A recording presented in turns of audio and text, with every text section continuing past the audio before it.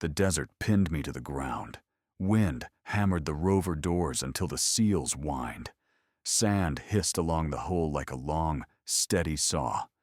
Lightning stitched white squares across the horizon, then tore them up again. I had one rule and no excuse to break it. Help those who've fallen, even when it's inconvenient. And my scanner kept chirping as if it were shivering.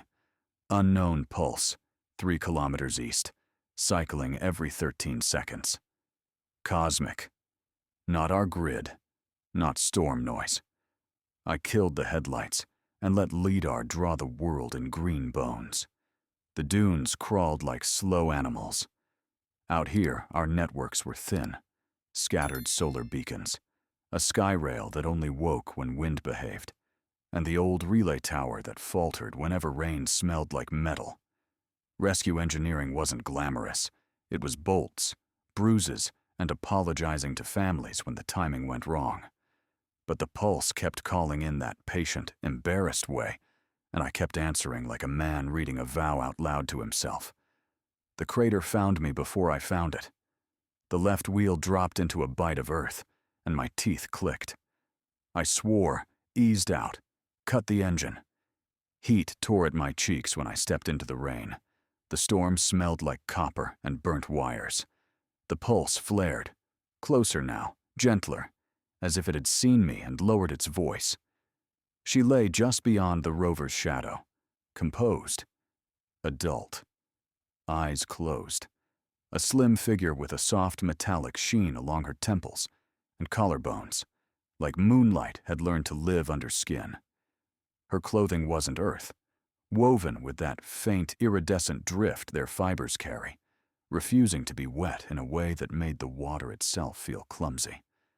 Her breathing was even, measured as a metronome, the kind you get from training that never believed in sleep. When her eyes opened, hierarchy sat inside them like a throne. Fatigue edged it like a knife. "You fell," I said, because stating the obvious can sometimes stop panic from making choices for you. "I was sent," she answered, voice clear, authoritative, the kind that expects the air to organize itself into soldiers. "Can you stand?" "Yes." She didn't move. She looked past me, taking inventory, rover type, toolkit, storm vectors, the desert's appetite. But not efficiently. That earned a dry laugh. "Ethan Cole, rescue engineer. I'll take you to shelter." "I am Nova," she said, and the name sounded partly like designation, partly like rank. "Proceed." The ruins waited 200 meters north, older than our cautious treaties, older than the first panic. Half-buried, smooth, the slabs sat in a patient crescent. Legends insisted they listened to warmth, to voice, to the pulse you couldn't hear until you were close enough to be changed by it. I'd patched a dozen broken ankles in their shadow.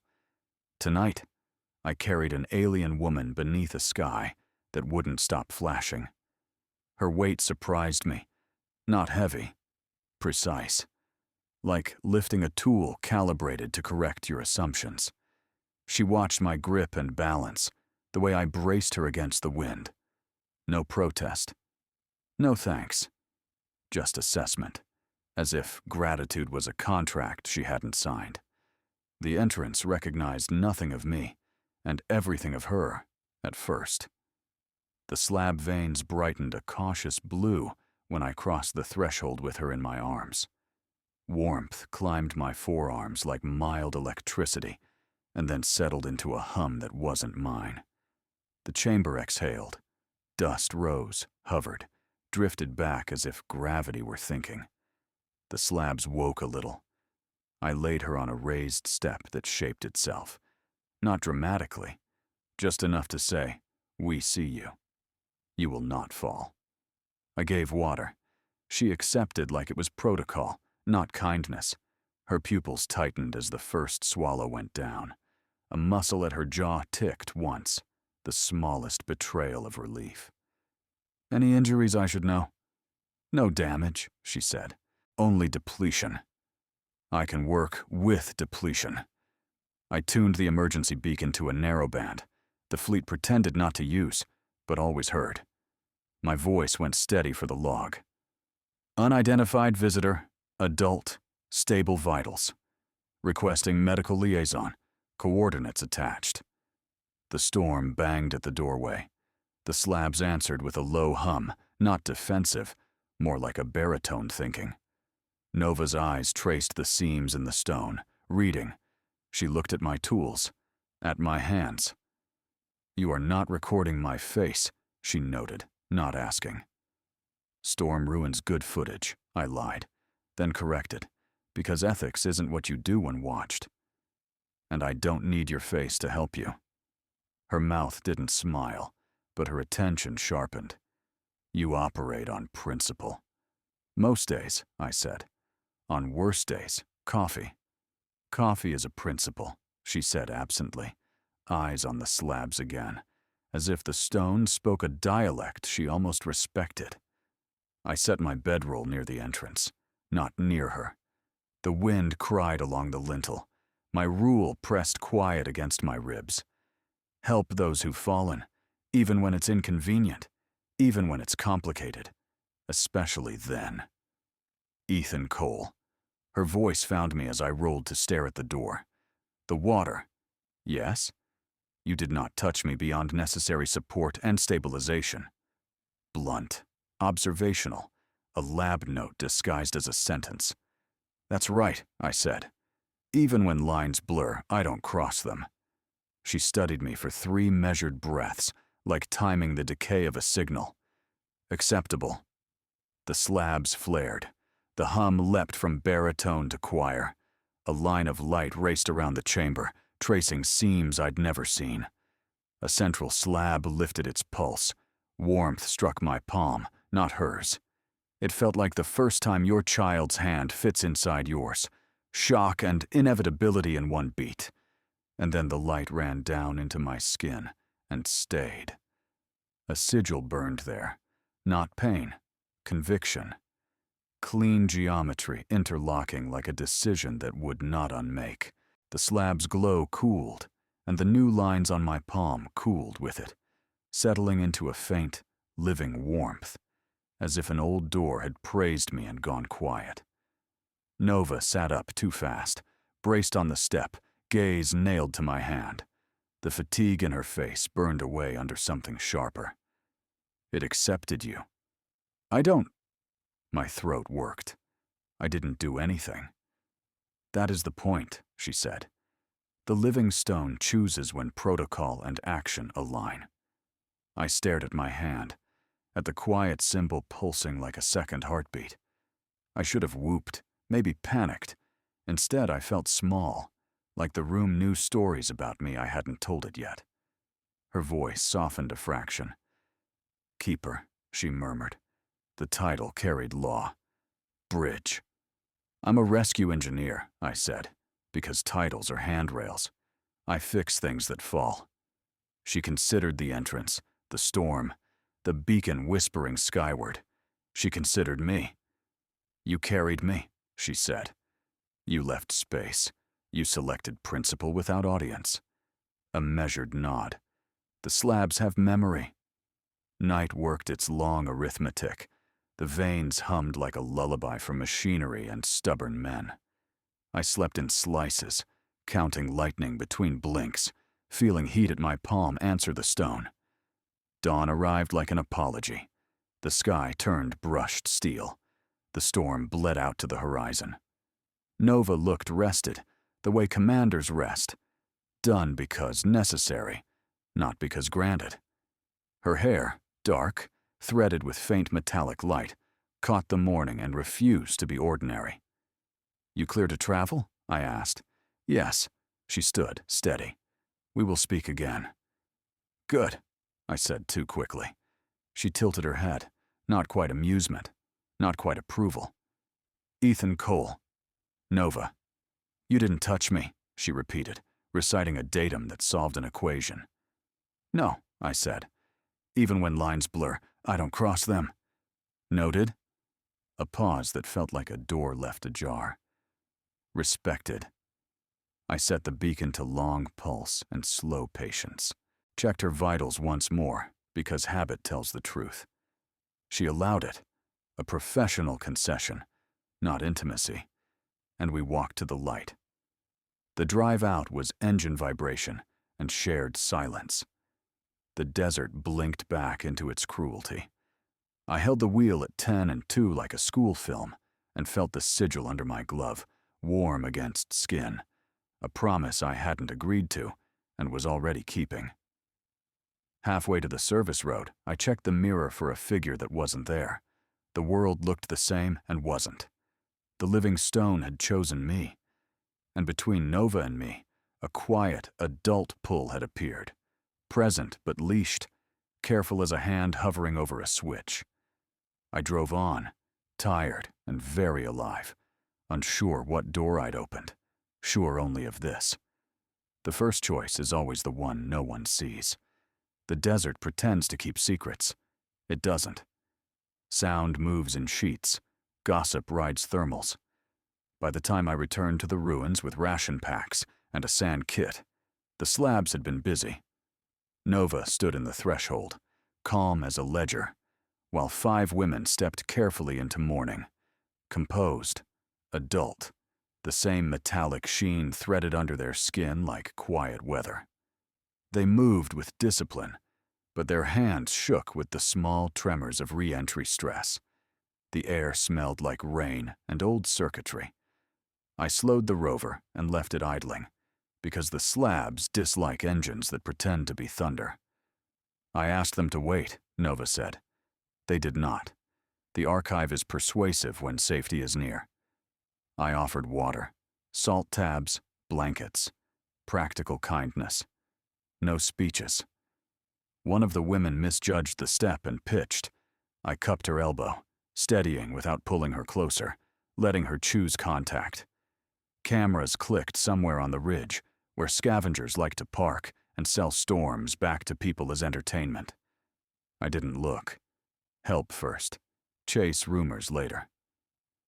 Across the threshold, Nova said softly, almost ceremonial. Keeper. Bridge. Let them walk, I answered, and only then noticed all 5 glancing at my gloved hand, as if listening for a small, private drum. The sigil warmed when each crossed. By the 5th, the slab veins were humming like a heart stretched over a room. I carried no one. I steadied. I stepped back. Boundaries as visible as a rope line. 3 hours later, a cheap netcast plastered my face under a headline that used words like rapture and harem and right. Someone had captured the exact moment my palm faced outward while I braced a woman's fall, the angle making it look like I was presenting the mark as proof of purchase. 5 aliens asked him to take them, a voiceover purred, layering breathless assumption over pixels. And he realized what they were really offering. I didn't realize until the agency realized for me. Ethan Cole, my supervisor said, voice paper flat. Temporarily surrender your license pending review of reputational risk and safety concerns. What safety concerns? I asked, because I prefer my cuts plainly labeled. Public instability, perception spillover. We'll place you on a quiet posting by the fringe station until this cools. I didn't sign up for hiding, I said. You also didn't sign up to be an interspecies scandal. A sigh that didn't belong to him. It belonged to a committee. Turn in your badge. 30 days. We'll see. I didn't beg. Pride is cheap, and I could have sold it. But my daughter's words, accept help honestly, don't cover accepting a cage politely. I set the badge on the counter and walked out into heat that smelled like someone had ironed the sky. Jobs dodged me like birds avoiding a pain they couldn't see. My name went ahead of me with a new costume. Places smiled until they checked their feeds and then discovered sudden hiring freezes. Rent still asked its monthly question. I sold 2 collector's tools, an old Skyrail pass, and the last bottle of coffee concentrate I'd been hoarding for apocalypse or birthdays. Nova stayed near the ruins, sleeping inside the slabs when the air went wicked. She asked to go public. "We will correct the record," she said. "A statement is a beam. It burns fog." "Or feeds it," I warned. "You can't win against a rumor by giving it protein. It wants clicks, not facts." She listened. She didn't argue. She shifted tactics like a commander who knows terrain. Nights, I returned to the ruins in a borrowed buggy that insisted on calling me guest in a cheery, hostile voice. Nova stood in the archive's light with her hands behind her back, listening to stone. Living memory rippled along the slabs in faint, holographic sediment. Fine dust of recorded warmth, voice, restraint. "It remembers," she said without turning. "It recalls how you made distance." "Good," I said, weary. "Maybe the stone can testify." "It will," she answered. And the way she said it told me that testimony was strategy, not comfort. Meanwhile, the leak developed opinions. A man in a bright suit on a morning stream announced I was harvesting alien brides by sacred law. A former colleague speculated that stress had exposed appetites. Someone else, who had never been within a kilometer of the ruins, claimed she had insider footage of me carrying Nova over a threshold in the exact way old Terran customs used to claim wives. It was theater. It was profitable. It was a little bit my fault for believing deserts could hold their tongues. Friends texted advice that sounded like weather reports. Stay low, let the system pass. A few sent private support and no public comment. My father called to ask if he should worry about his grandson hearing garbage at school. "I'll fix it," I told him, because fathers lie that way, and then try to make it true. The agency's second call came framed as kindness. "Take the fringe post," the director said. "Temporary becomes permanent if you insist on being stubborn.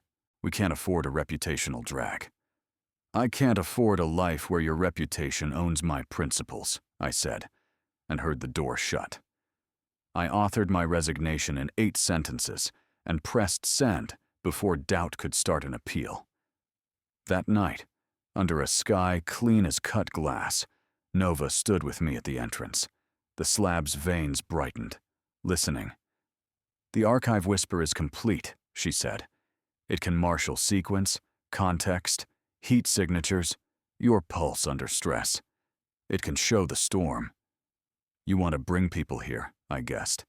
"I want to bring them to the truth in a way their eyes cannot refuse," she said. "Gossip is a weapon. We will disarm it by being louder and more precise." "I'm not a symbol," I said. "I'm a man who held an elbow." "You are also a function of law," she replied. "The mark is not decoration.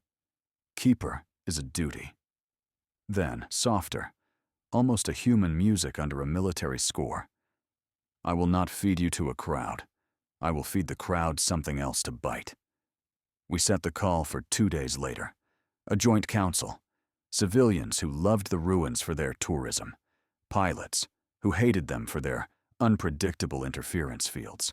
Fleet officers who distrusted everything that glowed. And comms teams who thought narrative could be engineered like a bridge. I shaved, which felt like an apology to no one in particular, and brought my battered field tablet, which had seen more storms than my career counselor. The morning before the council, the rumor reached my son's school. He came home tight-faced and asked if aliens could read minds and make you do things. I knelt, felt my knees complain, and told him no. Choice is still ours even when other people are wrong about it. He nodded like a small soldier and went to build a rover from old cereal boxes. I sat very still and let the anger run through its paces until it was too tired to be creative. By sundown, the ridge was empty of scavenger vans. The council's invite had warned, "Come with questions or stay home." Nova spent the night inside the slabs, palms on the seams, eyes closed, listening to a memory I couldn't hear. I slept 10 meters away on a camp cot that used to belong to a miner who traded it for a ride out during a flood. A train hummed far off on the sky rail, bringing parts and people to a city that had already decided what it thought of me. Time to act, Nova said at dawn, and the way she said it made the slabs warm in agreement. The council gathered like weather, civilians in dust-streaked hats, pilots with their sleeves rolled, smelling faintly of engine coolant, fleet officers in slate uniforms, collars tight as judgments, comms people with lenses that blinked like careful insects. They filled the ruins' outer court, fanning out under tarps, while the slabs loomed behind me like patient witnesses. I stood to one side, a man-shaped roomer with a warm mark hidden under a glove. Nova walked the line between factions, as if the ground had lines only she could see. "You were invited to check facts," she said, voice carrying without strain. "Who actually did?" Silence. It lasted long enough to become an answer. She nodded once to the archive. The slabs brightened. Not a flash, but a deepening, as if light had discovered marrow. Air thickened with fine motes, and then the room remembered the storm. Volumetric scenes ignited, clean, color true. There I was, the idiot in a rain hood, swearing when the rover dipped. There she was, composed, adult, metal glinting at her throat, breath measured. The crowd leaned forward as the storm hissed in perfect sound, synced to the shake of my shoulders. "Sequence," Nova said. The archive obeyed. The moment I lifted her, the image paused, then tightened, then went wide. My hands held her the way I hold a complicated tool. Respect, caution, no possession. The scene scrolled through angles no human had, each tagged by a narrow ledger of heat signatures, force distribution, contact vectors. When I set her down, the data crawled up the walls like obedient constellations. "Observe," Nova said, pointing without flourish. "Distance, consent, stabilization only. No purchase, no claim." A fleet officer cleared his throat, ready to argue abstractions, then shut it again when the archive cut to my bedroll by the entrance, a gracious meter and a half away from where Nova slept. The slabs gave a soft chord that sounded too much like approval to be a coincidence. Next, the sigil. The moment the light ran into my palm, the room inhaled as one organism.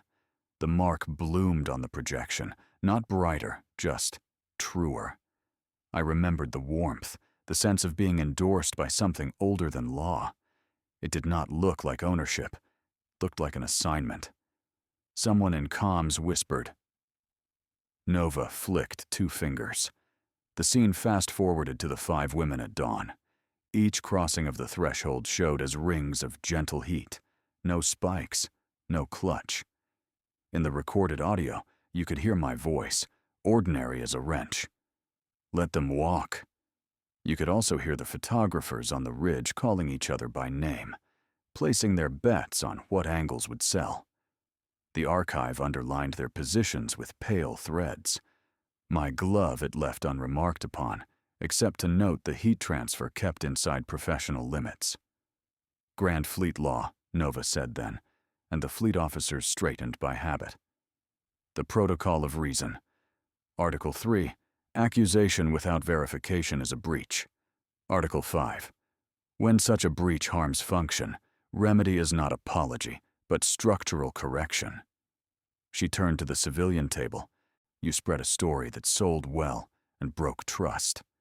To the pilots, "You echoed it, bracing for turbulence that never arrived." To the fleet, "You let rumor define the desert you pretend to map." To comms, "You monetized fog." No one moved. The desert fell absolutely still. Even the tarps behaved. Nova looked at me. Ethan Cole operates under principle without audience. She didn't soften my name. She hardened the room with it. The living stone recognized alignment and sealed him as keeper. We recognize function when it appears. Remedy. He returns with mandate. A rustle, then a wave of low voices. The director from the agency lifted his hand like a flag he hoped wasn't flammable. You cannot assign roles inside our system. I can, Nova said mildly, because you invited my law when you used my people as your topic. Interspecies Compact, Addendum 11. She didn't glance at her wrist for notes. Of course she didn't. You have processes. I respect them. But you also have a hole. He fills the hole. She turned to me again. Ethan Cole, you will serve as interspecies ethics and protocol officer, independent and empowered. Your duty. And trial by rumor. Train crews and comms in SEAL rights and living artifact conduct. Bridge when panic tries to engineer itself into policy. A pilot snorted. You're giving a wrench a robe. I faced him. Ethics is what you do when no one will ever know, I said, the sentence tasting like a habit I could live with. I've been doing that without a robe for years. The archive flickered once more. It showed my resignation letter. I hadn't given it the file. The slabs had absorbed it when the packet crossed the threshold. 8 sentences. No bile. Just a man refusing to rent his spine. The comms lenses swung toward the director like weather vanes. 2 colleagues, former, stood. One was a medic who'd shared a tent with me during a dust plague. She raised her hand. I spoke against you on a channel, she said, voice rough, because it was easy, and because I didn't want them to look at my own mistakes. I apologize. Another, a field tech with a crooked walk and a talent for finding parts no one else could. I laughed at a meme. That's not nothing. I'm sorry. Many looked away. Some watched me like I was a tool they wanted to borrow, but not clean. The director met my eyes and found they were still my eyes. This isn't charity? He asked Nova, trying to map the boundaries. This is recognition, she said, and for once, the word sounded not like hierarchy, but like seeing. I didn't answer right away.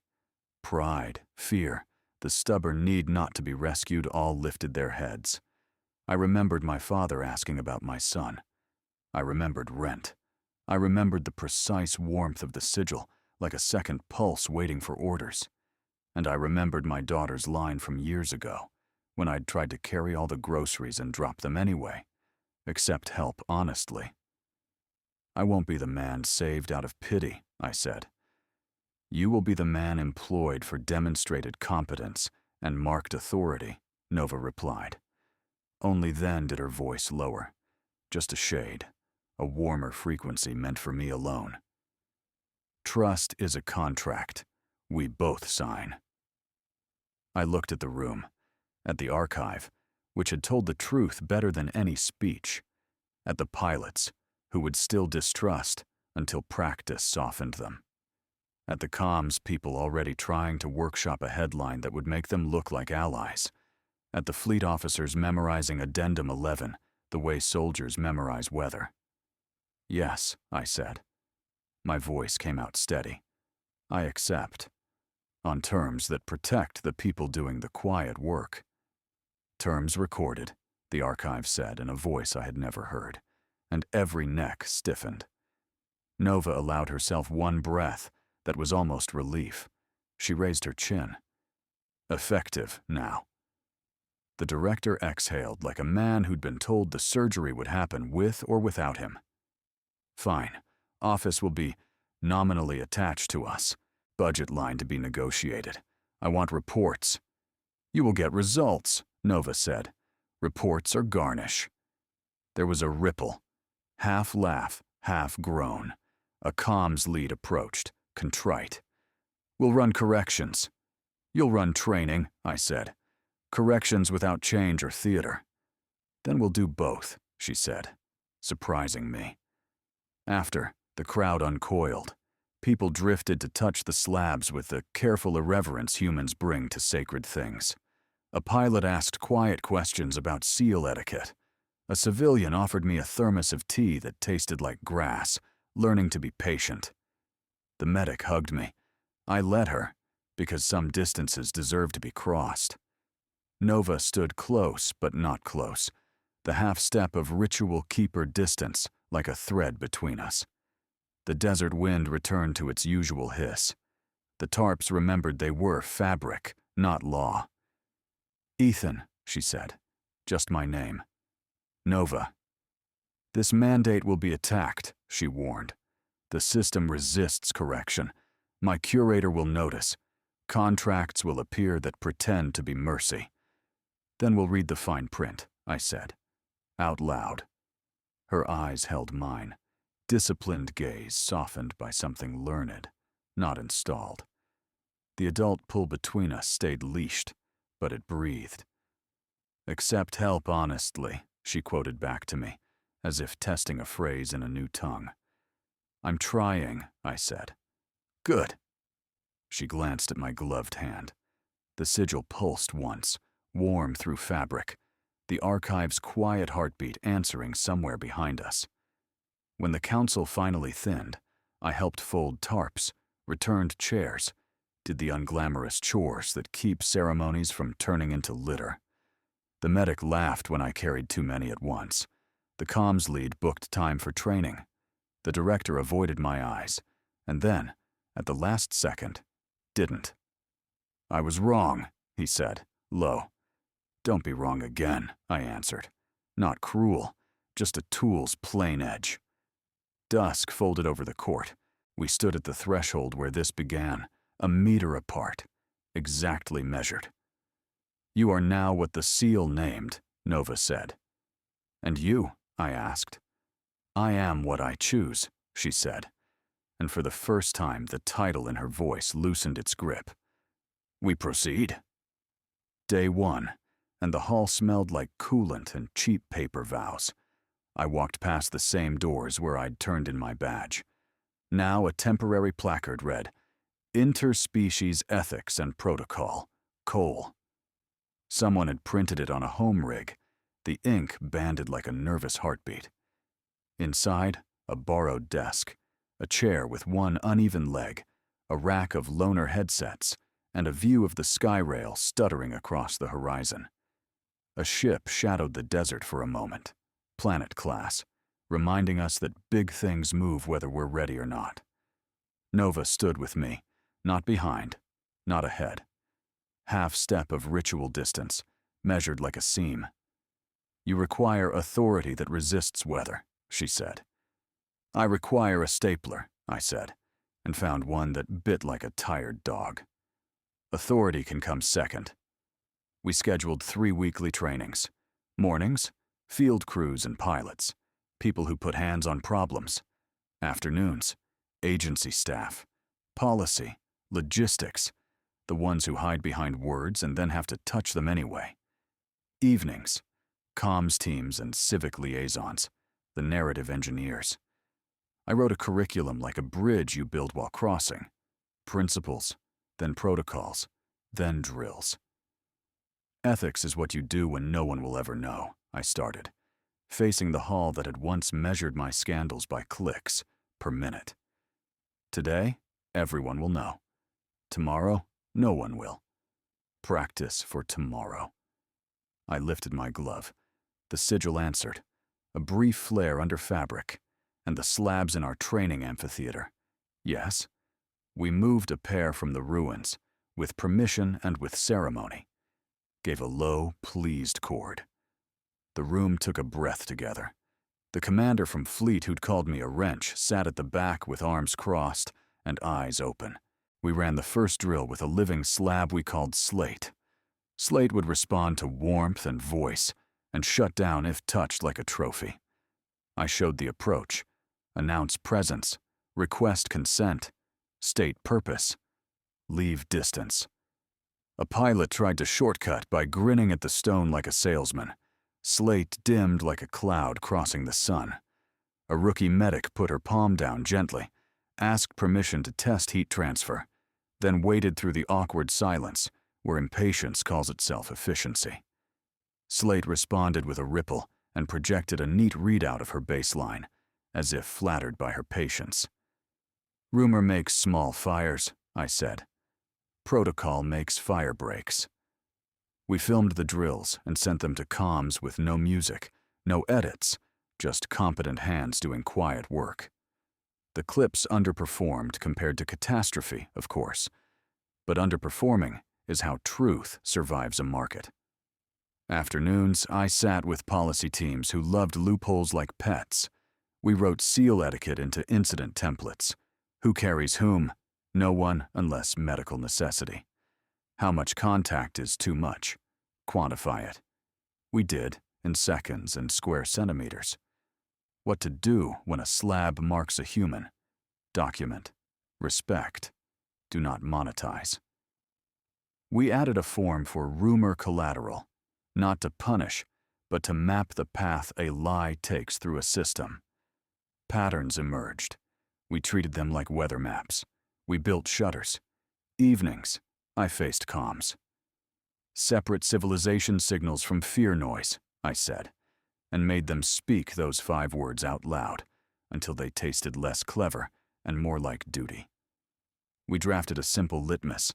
If your copy can survive being whispered to a child without harm, it's probably civilized.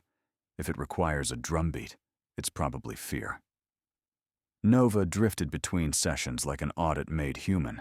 She rarely intervened. When she did, it was to make the room quieter, not louder. The slabs are not a stage, she'd remind.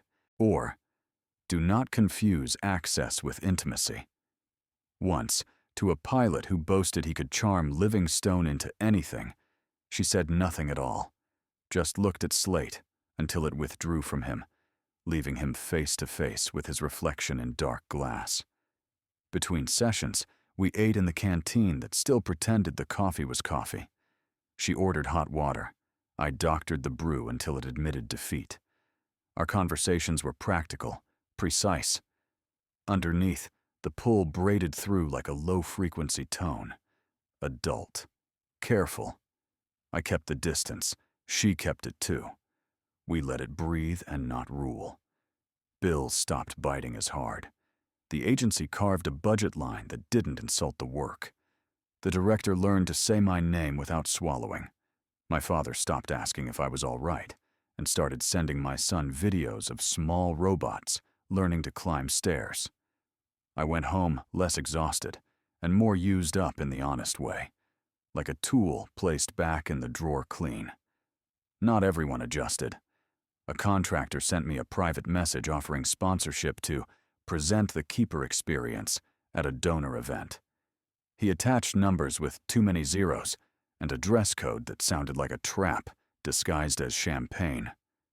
I forwarded it to policy, and they wrote a line called "No ceremonial purchases." Prohibited. Carved it into every contract, and the slabs hummed when we read it out loud, as if law was finally catching up to memory. Another day, a civic liaison tried to fold the seal into a tourism package. Photos with the living stone, she pitched.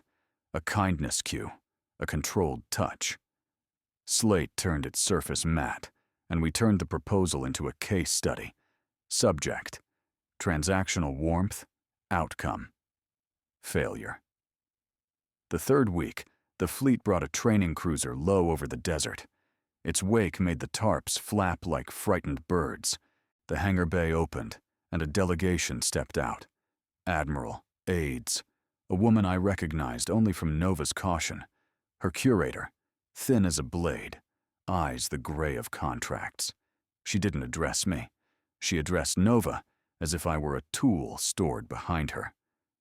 System Commander, she said, old title sharpened like a hook. Nova did not bow. Her voice went neutral. I have resigned that function. Resignations are provisional. The curator's smile never reached her eyes. Return. Your evaluation cycle is overdue. Your bonds will be reassigned. Memory consolidation will remedy drift. A small chill ran under my sternum. Bonds, reassignment, memory consolidation. Soft words for cages. The protocol of reason supersedes your hunger, Nova said, calm, almost gentle. We are correcting harms. You are diluting authority. The curator's gaze flicked, finally, to my gloved hand. And allowing an unvetted human to wear a mark designed to domesticate wild systems. I didn't speak. I lifted my palm. The sigil warmed once. Slate answered with a chord that rolled around the amphitheater, and a dozen trainees went still. Domesticate, I said. Level. No. Align. The curator weighed the room. Calculated. Then we will test alignment. She produced a contract plate, slick as ice. Terms scrolled. Joint oversight. Behavioral reporting. Revocation triggers. A clause I recognized from ugly family law. Child removal for environmental instability. She aimed it like a tranquilizer. Nova studied it without touching. You threaten with custody. No anger. Just diagnosis. My answer is no. Not yours, the curator said softly. His. She angled the plate so my name populated a bright line. In the event of interference, the mark holder's dependents may be reassigned to safer guardianship until credibility restored. My breath went hot. You came after my son to bring me to heel. I came after leverage, she corrected. This is how systems remain systems. Slate went black as a closed eye. The room felt suddenly small. Nova turned to me, command stripped from her face until only choice remained. Ethan, she said, protocol will not save us here. Only refusal will. I looked at the plate, at the clause that wore civility like perfume. I looked at the trainees, at the pilots learning patience, at comms scribbling rules that would outlast this moment. I looked at Nova, the alien who had once been a title and now stood as a person choosing. Public, I said. We do it public. We did. We summoned the archive into the amphitheater, opened the contract across the slabs, and read it line by line with the trainees as witnesses. I explained each trap in plain language. Nova traced how authority laces coercion through benefits. We refused with our whole names. The fleet admiral, not the curator, watched his crews watching us and decided which way his future leaned. You do understand, the curator said, almost fond. What defiance costs. Cheaper than obedience, I said. She bowed a millimeter. Very well. The hunt becomes formal. When they left, the ship's shadow crossed us again, colder this time. I expected my knees to shake. They didn't. I expected Nova to retreat into rank. She didn't. She stood there, shoulders squared, eyes bright and dangerous with clarity. We keep going, I said. Yes, she said. We teach louder. We warn earlier. That night, the desert sang its ordinary song. In the dim amphitheater, I checked the locks twice and set a small sensor near the door, an old rescue habit. Nova rested with her back to Slate, eyes half closed, as if feeling for a rhythm the stone now trusted her to hear as a civilian, not a commander. I sat beside the aisle, close enough to speak, far enough to honor the line. I can move my family, I said. You can. You should not have to. Her voice softened, the steel relaxing but not breaking. But we will plan. Redundancies are not fear. They are care. Care is a principle, I said, and she almost smiled. Correct, she said. And choice is the system's least favorite word. We slept light. Morning would be drills again, and budget fights, and a message from the curator wrapped in legality. Also, morning would be coffee that admitted defeat, and Slate humming when I touched the seal to wake the room, and a pilot getting something right, and looking surprised he could. Ship shadows crossed the desert twice that week. Bigger, slower.